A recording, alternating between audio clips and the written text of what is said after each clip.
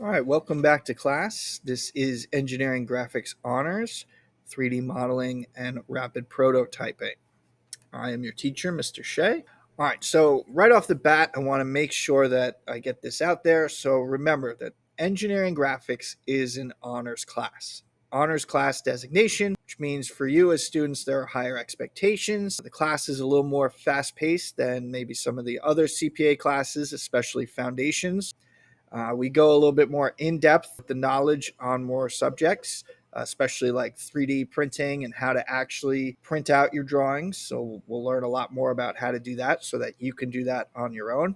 As always, spelling and grammar count for all of your assignments. That should be given even at the CPA level. And you are responsible for more independent work, meaning there could be some homework readings, should be some background research. There will be other things that you will be asked to do outside of class that you need to do and you need to do on time. And as you can see at the bottom there, the two bolded yellow points, missing work is not accepted after 2 weeks. So for all of the honors classes in the STEM curriculum, that is the case. It's not like foundations where you have half of the marking period to make it up, or you can get it to me by the end of the marking period. Not the case with honors. You have 2 weeks to hand it in. After that, it stays a zero in the grade book forever. It doesn't get changed. Even after it's missing, whether it's 5 minutes late, 10 minutes late, a day late, a week late, points will be taken off. So each day that it's late, points are taken off. Make sure that you're on top of your work, you're getting it done, you're checking in on Google Classroom to make sure that there are no pending assignments or anything like that. So missing work, not accepted after 2 weeks. So with this class, we do a lot of 3D printing and 3D design. So we start off with a T-Light project, which is kind of like a step-by-step guide, kind of if you were in foundations and you did the keychain project, where it was kind of like step-by-step. It walked you through exactly what you had to do, told you which buttons to press, which commands to use, things like that. So it's kind of to get you back into the flow of using Inventor again. And in the end, you're going to create a T-Light, which is like a little box with a fake candle in it that flickers. You see them on tables in fancy restaurants and things like that. So you can design one of those. So you get to design the pattern that goes onto the tea light. But other than that, it's a pretty standard object.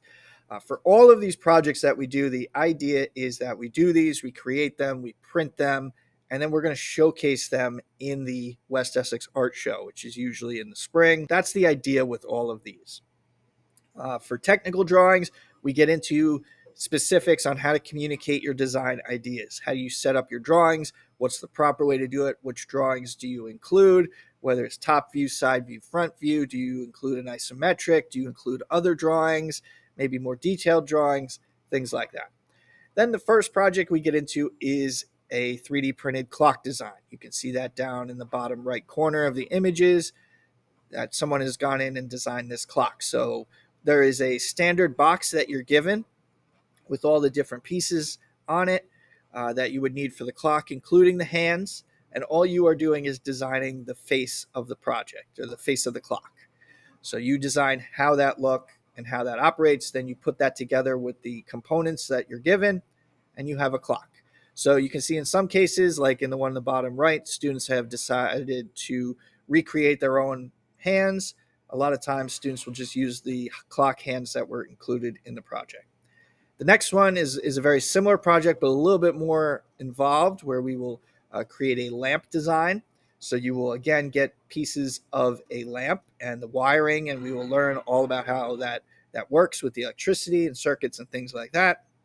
And then you will 3D print a lamp and or lamp shade that will encase the lighting, and it looks really great. Like, we've had some really great projects. I know there was one in the art show this year that looked really great when you turned the light on. It was a mushroom. It glowed really, really well. It really brought a lot of attention to it. It was really great. Then we might get into some things like quick projects like kinetic sculpture, which is more of you're creating an animation. But we work on lighting and camera angles and moving things around in that digital world. So we learn a bit about that. Then in the second marking period, we get into board game design. So you are literally creating a board game from scratch. You come up with the rules, you come up with the board, you come up with the pieces, the cards, whatever is involved with You design that, you create it. And again, we use that, we'll put that in the art show, but there's also a Technology Student Association competition throughout the state for board games. So we will vote, we will pick the best board game from this class, and we will submit that to the state competition for TSA. And who knows, if you win the state competition, you might be able to go on to national and other things like that. After that, we get into 2D and 3D painting. This will go along well with the lighting and camera lessons that we do with the kinetic sculpture. So essentially, you're taking a two-dimensional painting and you're envisioning that in a three-dimensional world. So if we look at your three-dimensional world from the top, it'll look exactly like the painting. But when we spin to the side or look from a different angle, you can see it's actually a 3D object. So it's pretty interesting. Then we might get into something like tensegrity sculptures. You can see those in the top right, how they appear to have objects that are floating. We use some wires and things like that to keep them up, but the idea is that they are essentially, they look like they're floating and they're suspended from each other. Next, we get into mechanical process animation, where you find any kind of process that you're interested in or any kind of mechanical component that you can think of, and you just simply explain how it works and you animate that process. So some people this past year, they did something like an engine. They modeled different components of an engine. They showed each of those components, and then they put that together in an animation that showed how the engine worked. It was really interesting. Finally, for the last marking period, we get into product design.